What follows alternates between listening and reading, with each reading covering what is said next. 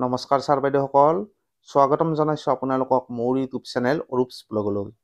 এই ভিডিঅ'টিত আপোনালোকৰ কাৰণে লৈ আহিছোঁ শিক্ষা হেতু এপ সম্পৰ্কীয় এটা অতি গুৰুত্বপূৰ্ণ খবৰ।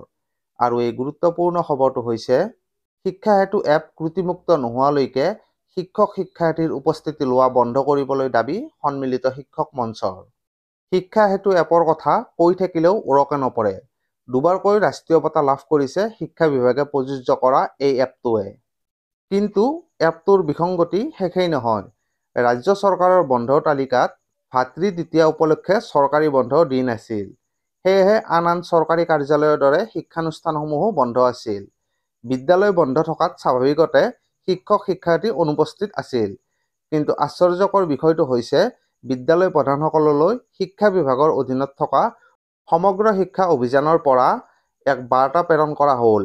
আৰু এই বাৰ্তাটো আছিল, মাননীয় প্ৰধান শিক্ষক শিক্ষয়িত্ৰী, আজি আপোনাৰ বিদ্যালয়ৰ শিক্ষক শিক্ষাৰ্থীৰ উপস্থিতি গ্ৰহণ কৰা হোৱা নাই। অনুগ্ৰহ কৰি অনতিপলমে এই কাৰ্য সম্পাদন কৰক, শিক্ষা বিভাগ অসম। উল্লেখযোগ্য যে ইয়াৰ পূৰ্বেও যোৱা 25 আগষ্টত শ্ৰীমন্ত শংকৰদেৱৰ তিৰুভাৱ তিথি উপলক্ষে ৰাজ্য চৰকাৰৰ বন্ধৰ দিন আছিল যদিও সেইদিনাও ৰাজ্যৰ শিক্ষা বিভাগে শিক্ষা হেতু এপত উপস্থিতি দিবলৈ নিৰ্দেশ দিছিল। শিক্ষা হেতুৰ বিসংগতি সম্পৰ্কত শিক্ষক সমাজে দীৰ্ঘদিন ধৰি চিঞৰি আহিছে। এপটোত থকা বিসংগতি, ইণ্টাৰনেট সংযোগহীনতা আদিৰ কথা বাৰম্বাৰ শিক্ষক সমাজে উত্থাপন কৰি অহাৰ লগতে শিক্ষা হেতুৰ বিসংগতি সম্পৰ্কত তথ্য সহকাৰে লিখিতভাৱে সবিস্তাৰে শিক্ষা বিভাগক দাখিল কৰাৰ উপৰি যোৱা বছৰ বিশেষজ্ঞ কমিটিৰ ওচৰত সাক্ষ্যদান কৰিছিল। উল্লেখযোগ্য যে এপটোক লৈ শিক্ষক সমাজে উত্থাপন কৰি অহা অভিযোগ আপত্তিৰ পাছত IITকে ধৰি ৰাজ্যৰ আগশাৰীৰ শিক্ষানুষ্ঠানৰ বিশেষজ্ঞ শিক্ষাবিদক লৈ এপটোৰ আসোঁৱাহসমূহ চালি জাৰি চাই পৰামৰ্শ দিবলৈ এখন বিশেষজ্ঞ কমিটিও মুখ্যমন্ত্ৰীয়ে গঠন কৰি দিছিল। বিশেষজ্ঞ কমিটিয়ে প্ৰতিবেদন দাখিল কৰিলে যদিও প্ৰতিবেদন ৰাজহুৱা নহ'ল। সদৌ অসম সন্মিলিত শিক্ষক মঞ্চই পুনৰ দাবী জনাইছে যে যেতিয়ালৈকে শিক্ষা হেতু এপ ত্ৰুটিমুক্ত নহয় তেতিয়ালৈকে শিক্ষা হেতু এপত শিক্ষক শিক্ষাৰ্থীৰ উপস্থিতি লোৱা ব্যৱস্থা বন্ধ কৰিব লাগে।